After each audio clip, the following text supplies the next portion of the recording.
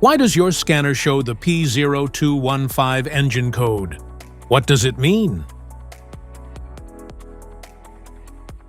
P0215 is a diagnostic trouble code for engine shutoff solenoid malfunction. It indicates the solenoid responsible for shutting off the engine or the crankshaft position sensor has an issue. Under this circumstance, short-distance driving is permitted, but your vehicle should be repaired as soon as possible. So, what causes this imbalance? Here are the most common culprits. This code is caused by these possible faults in your car. Faulty engine shutoff solenoid. Wiring issues.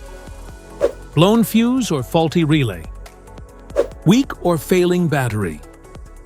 Faulty ECM or PCM.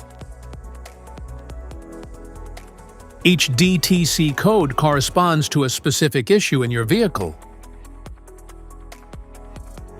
This error occurs in OBD2 equipped vehicles, especially those manufactured since 1996.